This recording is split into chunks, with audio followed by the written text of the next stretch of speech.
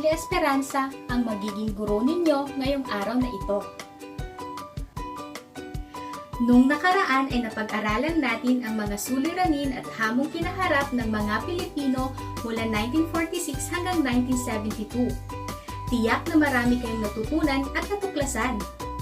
Ngayon naman ay ating pag-aaralan ang pagtugon sa mga hamon ng kasarinlan. Handa na ba kayo? Tara! Ang pag-aaralan natin ngayong araw na ito ay ang pagtugon sa mga hamon ng kasarinlan. Pagkatapos ng module na ito, inaasahan ko na matututunan mo ang kasanayan na ito. Natatalakay ang mga programang ipinatupad ng iba't ibang administrasyon sa pagtugon sa mga suliranin at hamong hinaharap ng mga Pilipino mula 1946 to 1972. Pero bago ang lahat, maglaro muna tayo. Pamilyar ka ba sa mga naging Pangulo ng Pilipinas?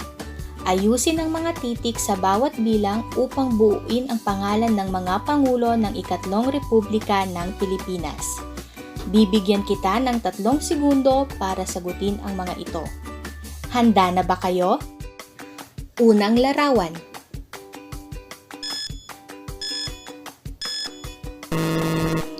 Ang tamang sagot ay Manuel Rojas. Pangalawang larawan.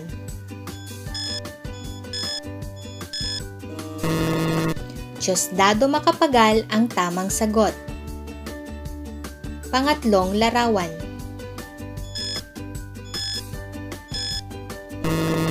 Ang tamang sagot ay Ramon Magsaysay.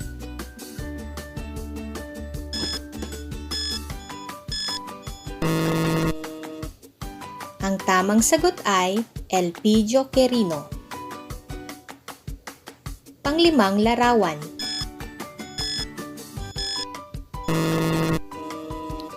Ang tamang sagot ay Carlos Garcia.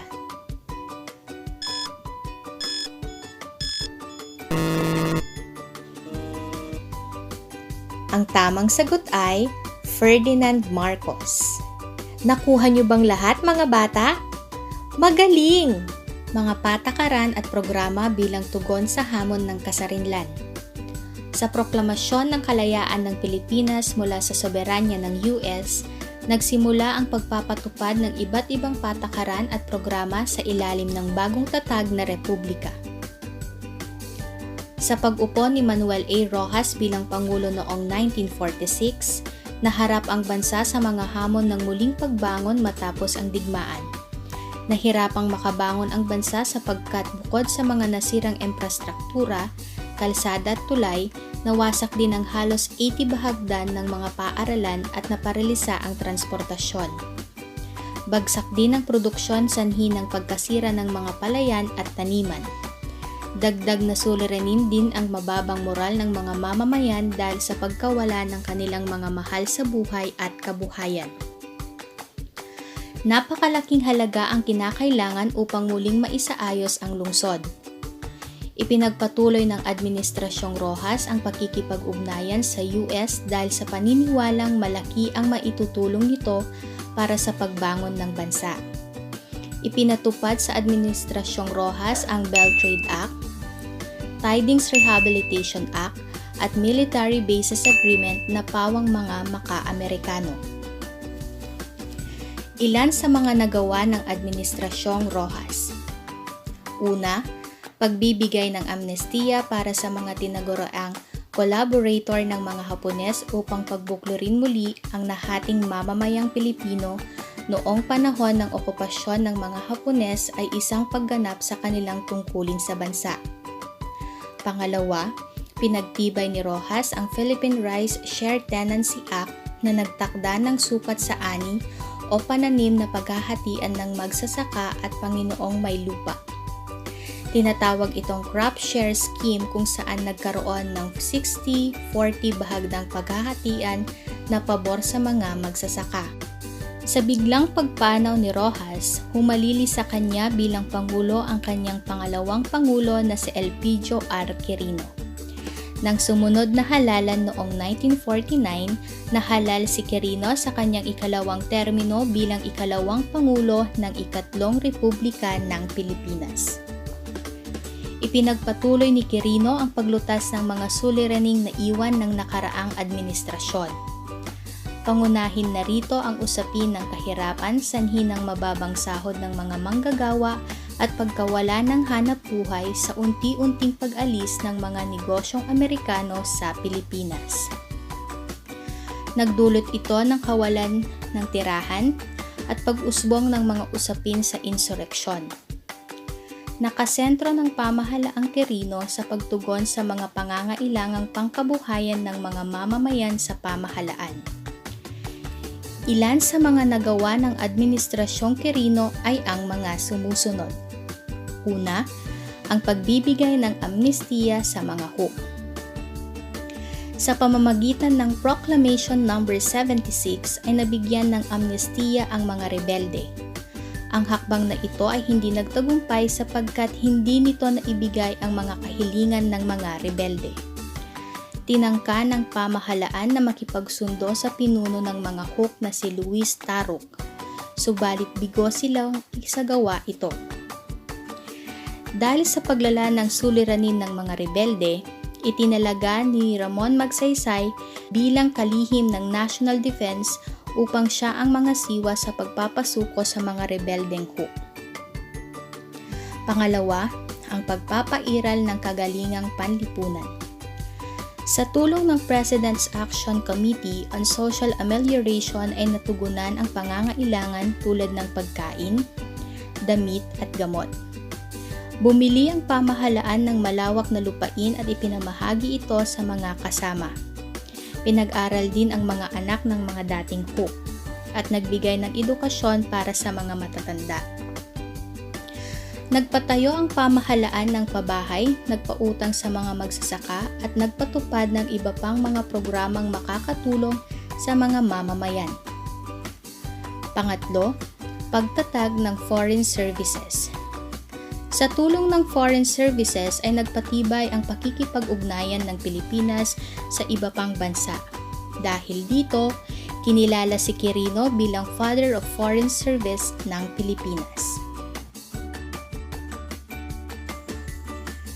Sa naganap na halalan noong 1953, natalo sa pagkapangulo si Quirino at naupo bilang ikatlong pangulo ng ikatlong republika si Ramon F. Magsaysay, ang dating kalihim ng National Defense ni Quirino. Naging tanyag siya dahil sa matagumpay niyang pagsupil sa mga huk. Dahil dito, tinagurian siyang tagapagtanggol ng demokrasya at kampyon ng masa. Marami sa mga suliranin sa administrasyon ni Rojas ang hindi pa rin nalulutas sa panahon ng panunungkulan ni Magsaysay. Hindi pa rin lubusang nakabangon ang bansa mula sa mga napinsala ng nakaraang digmaan. Naging isang malaking balakid din sa kaayusan ng bansa ang usapin ng insureksyon at mga usaping may kaugnayan sa reforma sa lupa. Naging prioridad ni Magsaysay ang mga nayon o baryo sa kanyang mga programang pangkabuhayan. Nais na maipakita ni Magsaysay na ang kanyang pamahalaan ay tumutugon sa mga suliranin ng mga magsasaka at ng mga manggagawa at nagsisikap sa pagpapabuti ng pamumuhay ng mahihirap. Ilan sa mga nagawa ng Administrasyong Magsaysay ay ang mga sumusunod. Una, ang pagpapaunlad ng baryo. Namahagi siya ng mga lupain sa ilalim ng Land Reform Act of 1955. Pinautang din ang mga magsasaka ng pambili ng mga kagamitang pansaka. Inayos ang mga daan at tulay upang mapabilis ang daloy ng produkto sa baryo na nakatulong ng malaki sa pagpapabuti ng kalagayan ng mga magsasaka. Pangalawa, ang pagpapaunlad ng mga batas na higit na nakapagbigay sa mga mamamayan ng pagkakataong mapabuti ang antas ng kanilang pamumuhay. Sa sumusunod na batas at kasunduan, higit na naging tanyag si Magsaysay sa mga Pilipino. Una ay ang Republic Act No. 1160 o National Resettlement and Rehabilitation Administration o pagbibigay ng lupain para sa mga magsasaka sa Palawan at Mindanao. Pangalawa, ang Republic Act No. 1199 o Agricultural Tenancy Act of 1954. Ito ay nagtatakda sa ugnayan at mga karapatan ng kasama at Panginoong may lupa. Pangatlo ay ang Republic Act No. 821 o Creation of Agricultural Credit Cooperative Financing Administration o pagtatag ng isang sistemang pinansyal na makatutulong sa maliliit na magsasaka kaugnay sa pautang at pagbuo ng mga kooperatiba. Pang-apat, Republic Act No. 875 o Magna Carta of Labor o pagtitiyak sa karapatan ng mga manggagawa at pagbabantay sa makatarungang relasyon sa pagitan ng empleyado at ng kanilang amo. At ang panghuli ay ang Laurel-Langley Agreement o ang pag-aalis ng ilang probisyon sa malayang kalakalan na nagsasaad sa Bell Trade Act kaya't masasabing hindi na kontrolado ng US ang halaga ng piso at ang pagbawas ng ilan pang pribilehiyo ng mga Amerikano na dati ay napaloob sa naunang kasunduan. Pangatlo, paglikha ng Presidential Complaints and Action Committee. Binuksan ng Malacanang sa karaniwang tao upang mailapit sa kanila ang pamahalaan at personal niyang dinggin ang karaingan nila. Ipinakita ni Magsaysay ang pagpapahalaga sa mga karaniwang mamamayan kaya't lalo pa siyang namamahal sa kanila. Pang-apat, pagpapatibay ng Land Reform Act of 1955. Sa batas na ito, ang pangungupahan sa lupa ng iba ay nagkaroon ng pag-asang makapagmay-ari ng lupa. Panglima, makikipagtulungan sa iba pang Asyanong maitatag ang Southeast Asia Treaty Organization. Sa pamamagitan nito ay nakapagtatag ng pakikipag-ugnayan ang Pilipinas sa mga karatig bansa nito. 8 buwan na lamang ang natitira sa termino ni Magsaysay nang pinalitan siya ni Carlos P. Garcia. Nanalo si Garcia bilang Pangulo sa sumunod na halalan noong November 1957 at pangalawang Pangulo naman si Diosdado Macapagal. Sa pag-upo ni Garcia, sinasabing nasa malubhang suliraning pinansyal ang bansa. Naging sentro ng kanyang mga programa ang pagtitipid at maingat na paggasta. Pinaghihigpitan din ang pag-angkat ng mga dayuhang produkto na nakauubos ng mga reserbang dolyar ng bansa. Sa pamamagitan nito ay naitaguyod ng pamahalaan ang mga lokal na negosyo at produkto. Ilan sa mga naging kontribusyon ng pamahalaan ni Garcia ay ang mga sumusunod. Una ay ang Filipino First Policy. Binigyang prioridad nito ang mga lokal na mangangalakal at itinaguyod ang pagtangkilik sa mga produktong Pilipino. Ito ay naging pabor sa mga lokal na mga negosyante. Sa paghihikayat na tangkilikin ang mga produktong Pilipino, nabuhay dito ang damdaming makabayan ng mga Pilipino. Pangalawa, Bolen-Serrano Agreement. Pagpapaikli sa 25 taon mula 99 na taon sa unang napagkasunduan sa pag-upa sa kinatatayuan ng mga base military at ang pagtatanggal ng mga Amerikano ng kapangyarihang kontrolin ang Olongapo. Pangatlo, pinaigting ang pakikipagkaibigan sa mga demokratikong bansa at pinangunahan ang pagtatag ng Association of Southeast Asia noong Hulyo 31, 1961 na kinabilangan ng Pilipinas, Malaysia at Thailand. Layunin nitong mabuo ang kooperasyon sa pagitan ng Pilipinas at iba pang bansa sa Asya at mapagbuti ang kalagayang pangkultura at ekonomiko nito. Sa halalan noong November 14, 1961, tinalo ng noon ay pangalawang Pangulo na si Diosdado P. Macapagal si Garcia at hinirang na ikalimang Pangulo ng Ikatlong Republika. Kabilang sa mga itinuturing na pinakamalaking hamon ng administrasyon ni Macapagal ay ang kawalan ng katatagan ng ekonomiya ng bansa. Patuloy ang pagbaba ng halaga ng piso sa panahong ito.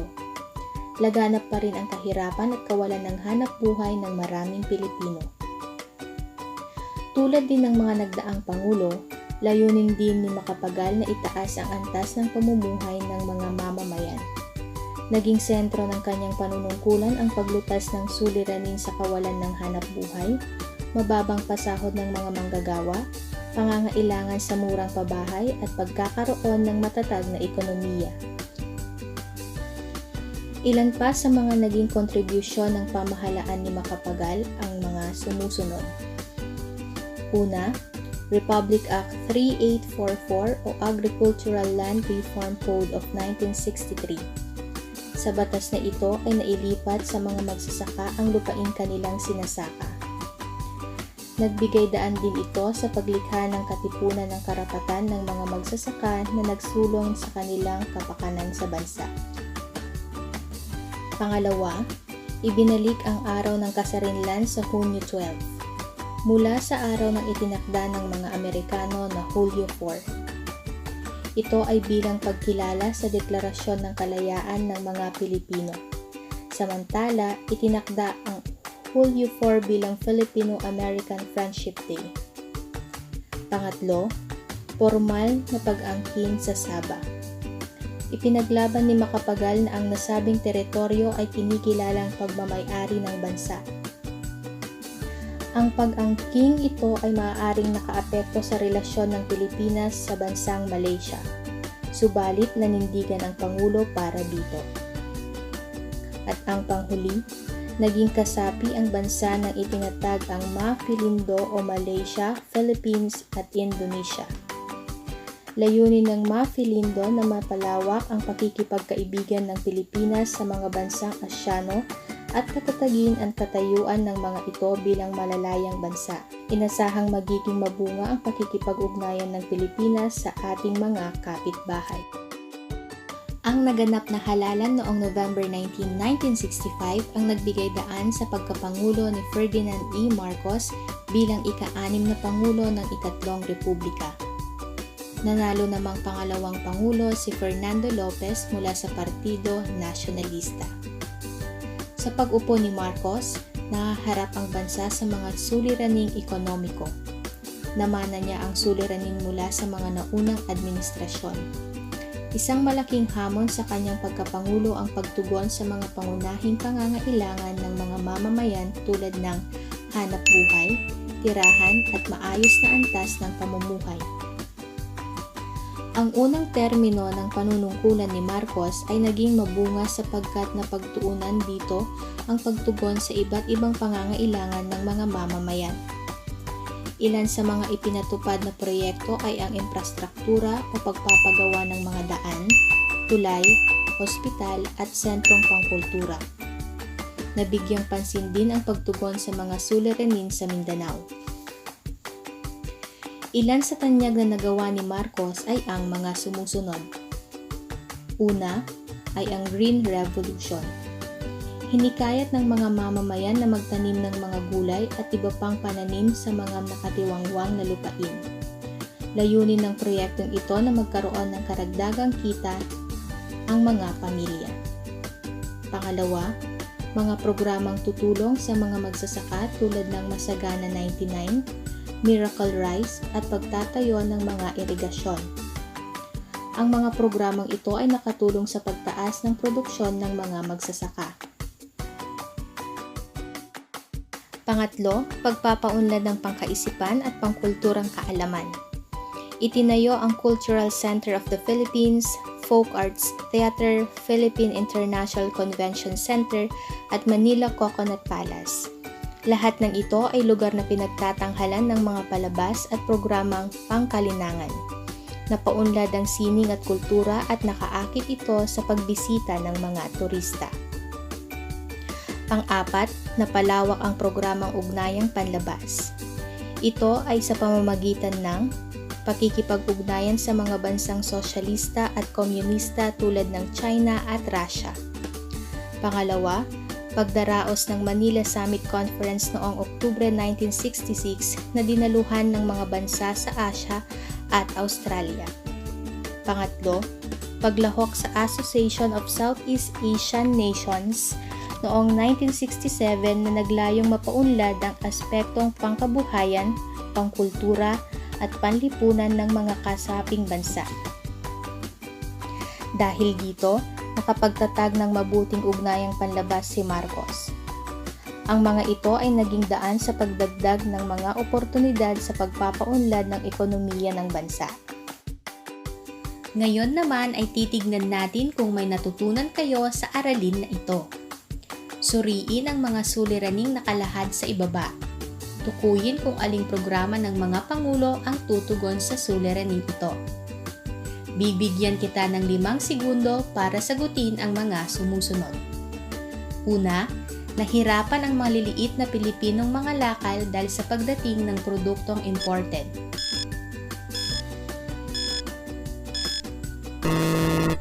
Ang tamang sagot ay SBA o Small Business Administration. Pangalawa, walang sariling lupain ang mga magsasaka.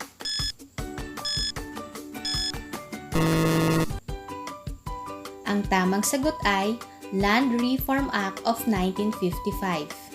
Pangatlo, patuloy na nabubuhay sa takot ang mga mamamayan dahil sa mga insidente ng pagpatay ng mga rebelde.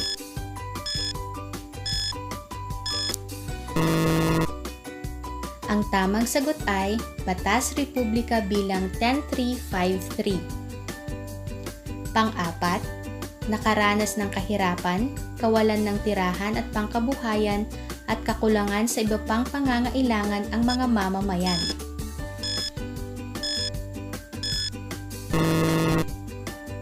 Ang tamang sagot ay Sustainable Livelihood Program. Ikalima, kawalan ng tiwala ng mamamayan sa pamahalaan.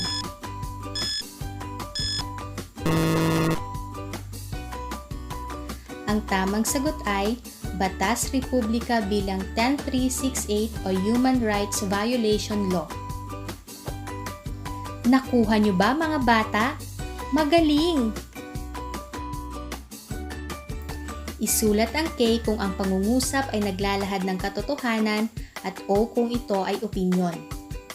Unang bilang, ang lahat ng nanungkulang pangulo ay inihalal ng mga mamamayan. Ang tamang sagot ay K. Pangalawa, walang naulit na termino maliban kay Pangulong Marcos sapagkat siya lamang ang pinagkatiwalaan ng mga mamamayan. Ang tamang sagot ay K. Pangatlo, si Magsaysay ang may pinakamagandang programa ng paglutas ng suliranin ng insureksyon sa bansa. Ang tamang sagot ay K. Pang-apat, malaki ang naitulong sa pagbuhay ng damdaming makabayan ng mga Pilipino ang programang Pilipino Muna ni Pangulong Garcia. K ang tamang sagot. Ikalima, nagpatupad ng mga batas na sinasabing maka-Amerikano si Pangulong Rojas upang makuha nito ang suportang pinansyal ng US para sa pagpapagawa ng mga napinsala dahil sa digmaan. Ang tamang sagot ay K. Nasagot niyo ba ng tama ang mga sumusunod? Magaling!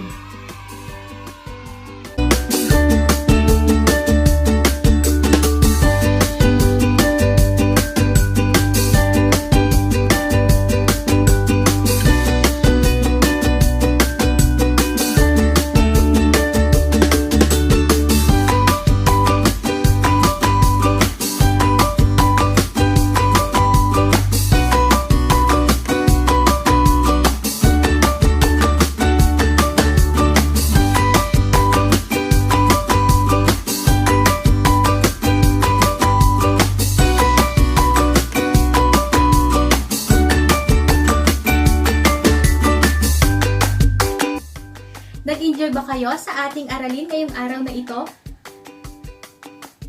Sana ay nabusog ko ang inyong isipan sa araw na ito. Hanggang sa muli, paalam!